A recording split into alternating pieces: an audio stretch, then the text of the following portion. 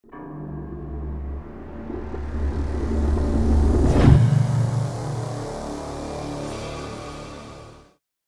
welcome back to another video.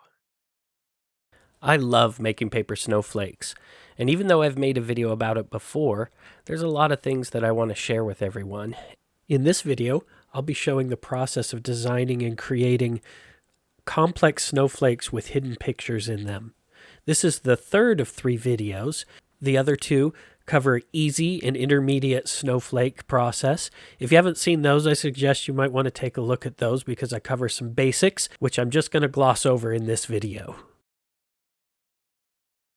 Let's talk about supplies. So the first thing you need is paper. Any paper will do, but I'll give you some more suggestions in a moment about better paper choices.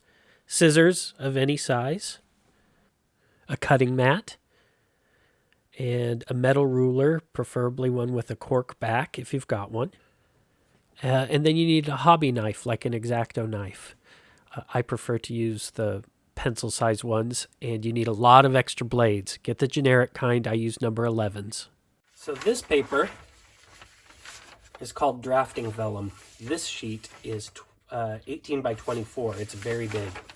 And this is going to give us a giant snowflake, but that also lets us cut out smaller details without being too microscopic. You may not be making snowflakes this giant, but the process is always the same no matter what the size is. So we need a square here. I'm going to do exactly the same thing that I would do for my letter size paper.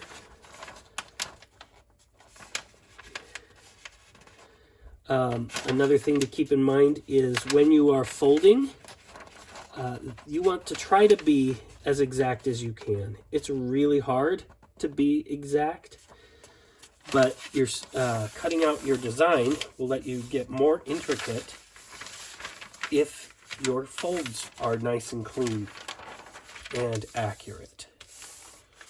Okay, so you can see how thin this is. You can see through it. And the fold with giant paper is identical. So what I've got here is I've got my big square that's here, and I have now, we have our first triangle. I fold it over into the second triangle. The point is now facing towards me. And I need to now fold this in thirds. It doesn't matter that this thing is giant. It's still a 30-degree fold. So it's going to be a little bit harder. But what you can do is you take your triangle, and my triangle is not big enough. Look, I'll even do it with a little tiny one. Okay, we're going to line this up again with the point touching the 2 points lined up there and the triangle lined up against one edge. Okay, what we need is our ruler. I'm just going to turn it upside down even.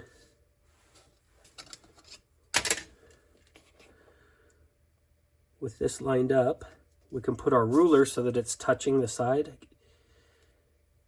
like this. And now mark our line right there. And that gives us the same thing. Now we're going to fold this over just like we would with the regular paper. And you'll see with this giant paper, it's also much easier to fold down into the corner. Almost everything is easier with the bigger paper. And even though this paper is thinner than the other paper, I'm still going to do the reverse zigzag fold onto the back. Because again, any advantage you can get to get that fold as close to the edges, keep the paper as close to the edges as possible, the better it's going to be. All right. And now we just cut our wings off, or our ears, because it looks like a fox. Cut that off, and cut this off. All right, once we have our triangle here, what we want to do is make a snowflake that has pictures in it. Those are my favorite kind of snowflakes. Here are some that I've made in the past.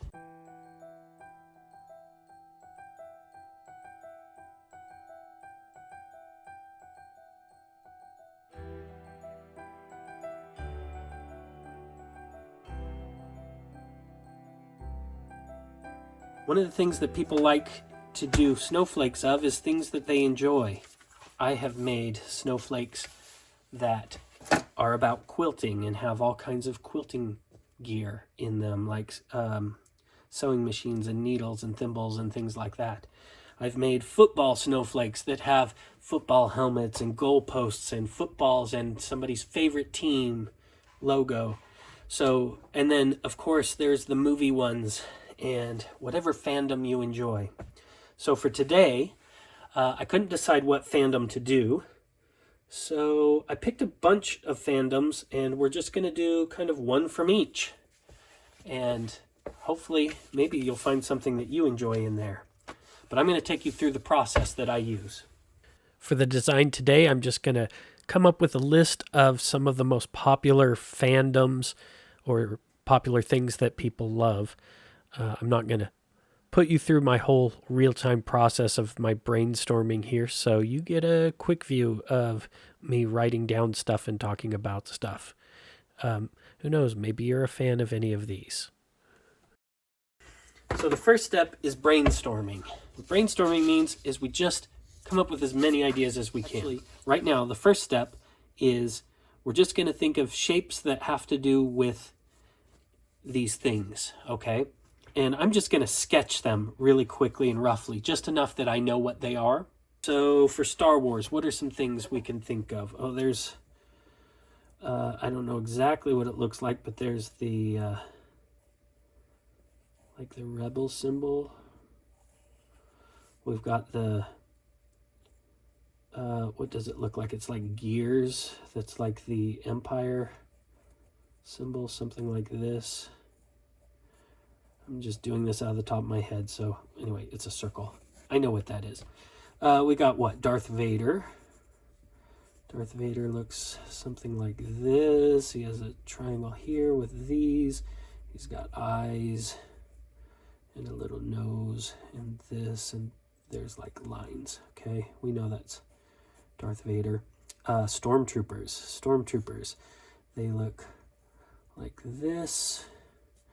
They have a frowny face, like Oscar the Grouch. And then they have like circles or something here. Now again, this process can take quite some time, and I'm not going to walk you through my thought process in real time. So here you get the super speedy version of me coming up with a bunch of ideas and doing little sketches. These little sketches are called thumbnail sketches. They're just little, they're rough and dirty, just enough that we understand what they are. And I mentioned before that you just want to draw whatever comes to mind, but the truth is it's really hard for me to do this now without thinking about symmetry and silhouette. So those are two things that we want to pay attention to when we're designing snowflakes. I'll describe those here in a minute. So now we're actually going to think about some things. The first thing is the silhouette. The silhouette is the shape of something if you just see the outline. Here are some examples. Looking at each of these, you can tell what they are without any of the interior detail. Just the outside shape tells you. Oh, if you're not American, you may not know the third one. This is George Washington's silhouette. He's on our money. He was our president. But the others, you should be able to recognize. So what we're looking for is shapes that have a good, strong silhouette that will be recognizable just from their shape. Batman has a nice silhouette. You know this is Batman. I think you would recognize that that's a dog, just the outline, right? So those are things that we want to think about, is what has good silhouettes. Another thing is which things might have good symmetry. And the symmetry that we care about, there's two different kinds of symmetry. Well, two different axes, basically.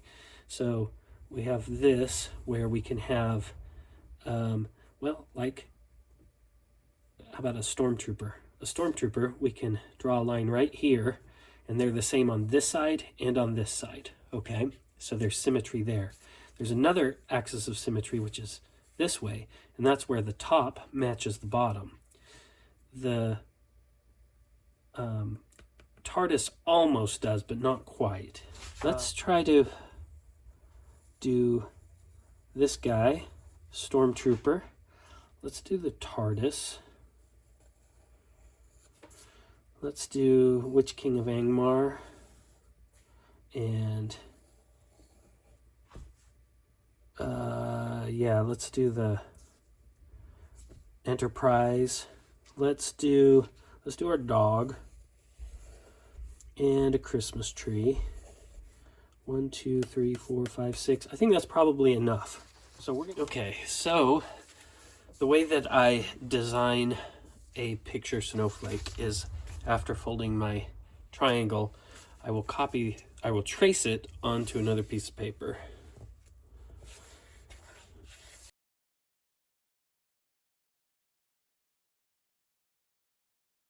I've mentioned in previously the thing that I call the kerf, which is the area right along the edge that you want to be careful of, because where can we see? There we go.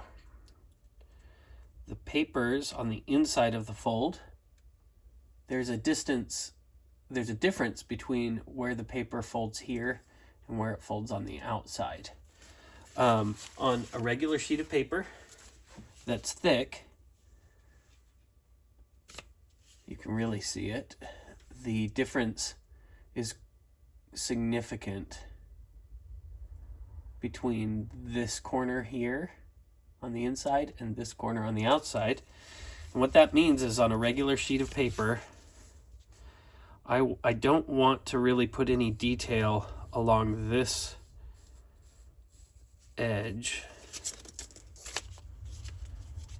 And just for illustration purposes for you to see, I'm going to draw that no-go zone onto my paper template also. I've got my picture ideas here, and I've circled the ones that I like. I think I changed my mind. I think I'm going to go with the Dalek instead of the TARDIS. And you know what? I think I'm going to add Batman in.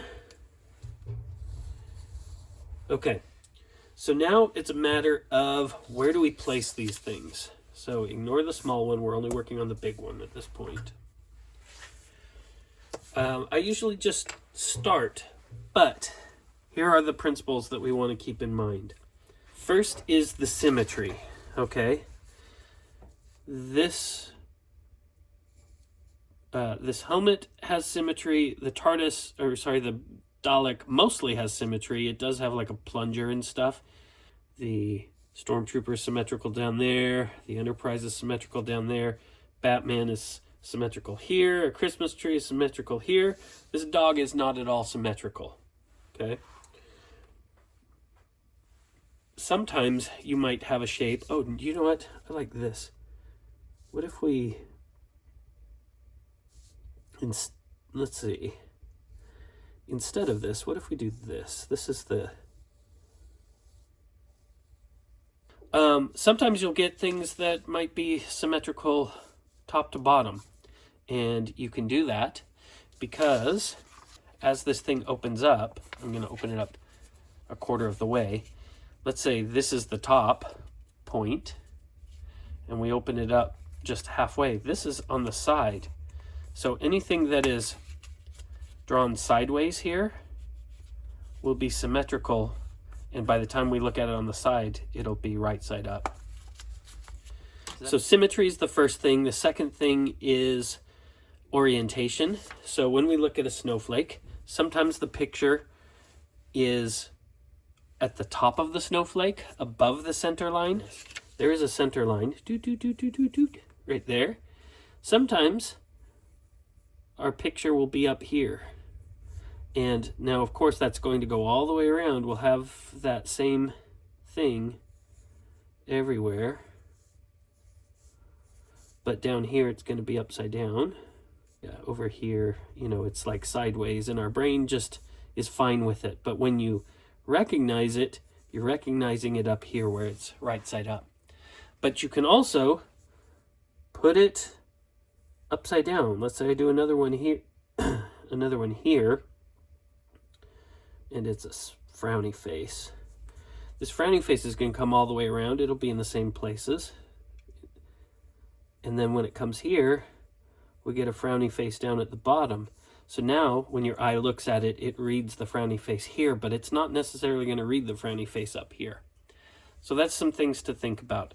Usually top and bottom is the most common. I've mentioned before that there are actually 12 points on this circle, on this piece. There are 12 points, but we want it to feel like it has 6 points. So the way that we do that is we make one side longer than the other side. I'm going to put this just as a little reference. We kind of want a shape like this, and we kind of want to fit everything in this. What that's going to do is give us a point out here and then a smaller point out here. This could come out a little bit higher, but if we go too high, it's going to feel like a 12-pointed star, not a 6-pointed star. So this is just a general guideline of where we want to fit our thing in there. So let's start with something symmetrical. Oh, something that we want to be the very tippy tip point. I think probably the pointiest thing we have is the Witch King of Angmar from Lord of the Rings. So now we just do some sketching. And I decided that I wanted to make the helmet be upside down so that we will recognize it on the bottom of the snowflake. And I'm just roughly sketching these in to get an idea of where they should fit. And now I'm going to use the Christmas tree here to kind of be the secondary point because it's also pointy. We'll put the stormtrooper over here. And I'm making sure that the stormtrooper overlaps a little bit with both the helmet and the tree so that they are all connected. And we can kind of fill in this space with the dog head. I think for the Dalek, let's do it upside down also. We'll put it in towards the center. So I think it should fit here. Once we've got some things kind of sketched into place where we like them, now's the time to refine them and scoot them around, erase what we need to, reposition them. In fact, you know what I'm thinking? I think what I want to do, I'm going to scoot this dog over so that the dog touches the Christmas tree, so that the nose is touching the Christmas tree, and we'll put Starfleet Academy right here. So give me a second. I'm going to erase that and kind of scoot things over, and I'll show you what I mean. Okay, I've got the pattern worked out. It's mostly like what I showed you before, but I did scoot over a few things. Scooted the dog over here. We put the Starfleet symbol here. I did a little bit more detail. I want to go over this a little bit and show you some things, some tips that I used here. All right, let's start here with this is the Witch King of Angmar's helmet. Okay.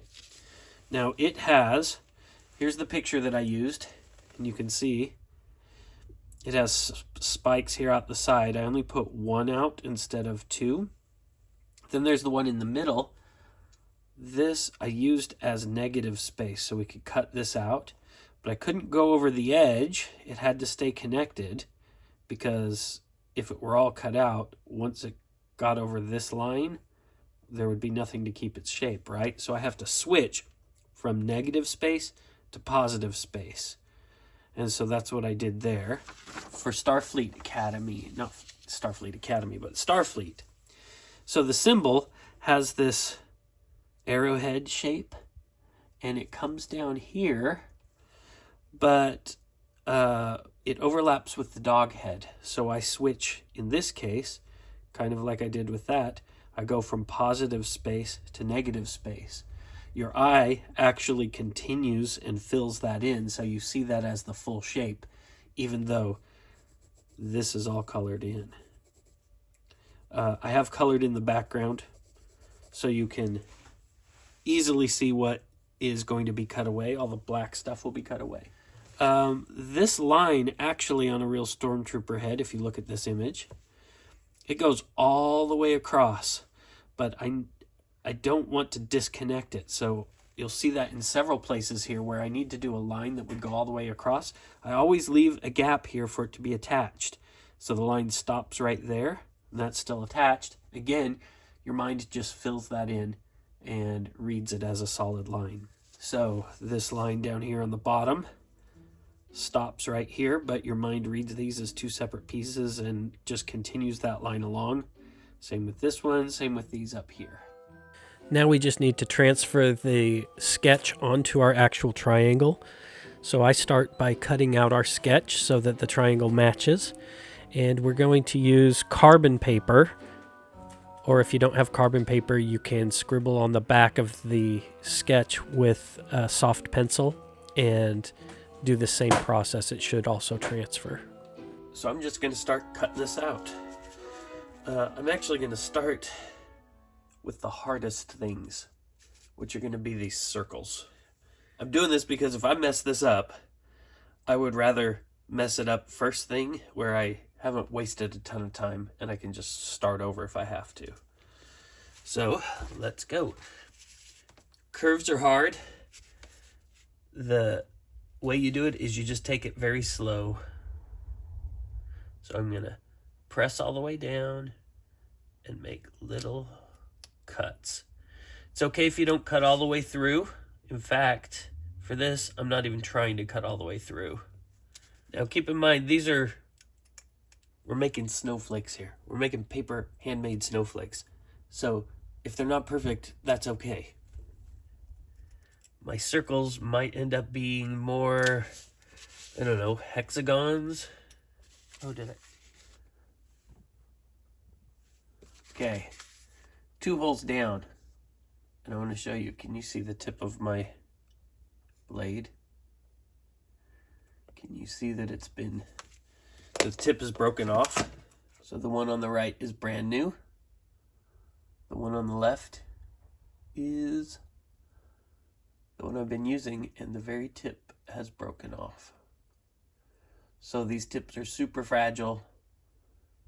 That's why we have lots of blades and we can switch them.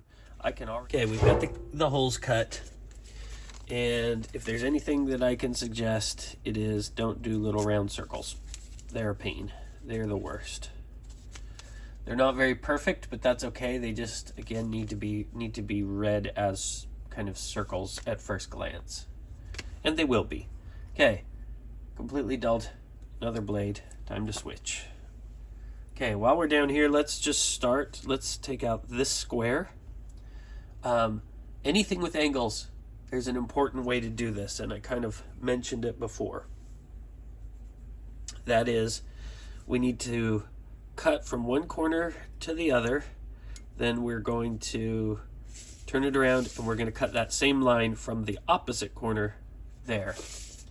And I'm not actually trying to get through all of the papers all at once. This paper is kind of sticky on my blade, so I'm going to take several cuts, just cutting through a few pages each time. I want to make sure that the very tip of my blade pushes all the way down that corner. Okay. We flip it upside down and cut those same things this time from this corner. And we'll just use that same concept for all of the shapes. We want to cut out all of the floating shapes, the ones that don't touch either side. We want to cut those out before anything that touches the side. As we cut stuff out, the paper will get flimsier and flimsier. And so these cuts that are what I call the floating cuts are the ones that put the most stress on the paper. And it's best to have as much paper there as possible to help you out.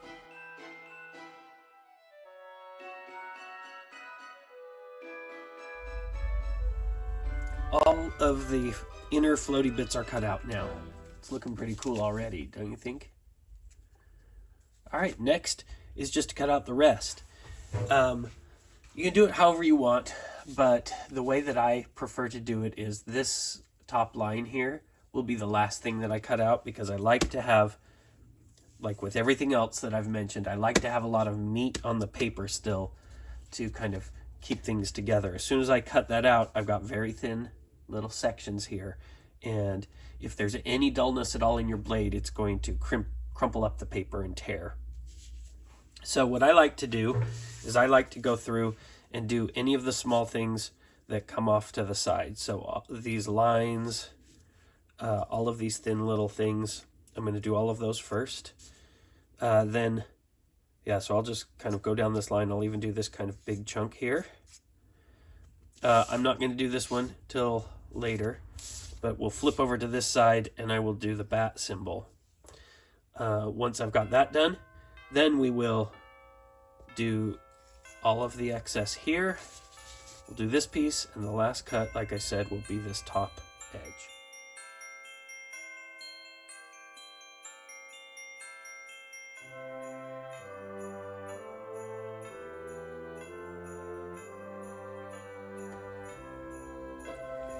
This whole time you thought I was teaching you to make a snowflakes when really I was just teaching you how to make a pile of snow. We've got all the cutting done. It's now time to see how the snowflake turned out. Here's our art. Here's our cutout. Very similar. Okay, now for the moment of truth. We got to open this up. We got to be so careful because the papers like to clip onto each other like that. So we're going to just fold it out a little bit at a time, and we'll press down on the crease to help it open up.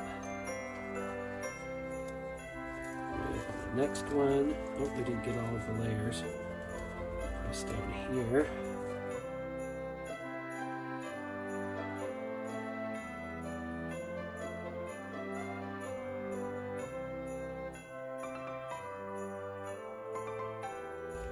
Starting to see all of the pictures come out. This up. Isn't that amazing? Okay, let's take a look at it. I actually need to back up. Oh, that's the wrong way. Okay. Ignore all of this.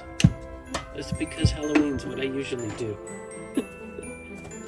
Here's our snowflake. Let's look. So if we're holding it like this, we've got our stormtrooper, we've got our Christmas trees. It's funny, they look like they have big smiling mouths on them until you look at them down here and you realize, oh wait, that's the bat symbol. When it's obvious when it's upside down like this. So that's why we think about doing some things right side up and some things upside down. We've got our dog over here, our Star Trek symbol, the Dalek, which even though it's a pain to do all of those little holes, I think it looks really cool on the end result. But there you can see your Dalek. It looks like a Dalek.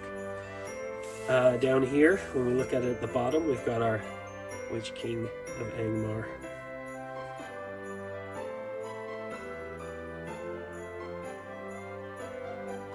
I had so much fun making this snowflake and making all of these videos for you. Here we've got all three snowflakes, our easy, our intermediate, and our advanced snowflakes from the videos. If you enjoyed this video, please leave a thumbs up. Let YouTube know that other people might also like this video. It looks like I've got a quality inspector joining. It looks like Noodle approves. And she likes this one too. Oh wait, maybe a little too much. Noodle, please don't eat my snowflakes. It's not real snow. What are you doing? I better rescue these before she takes them all. Oh, she likes this one too. Well, it's a good thing they're just made out of paper.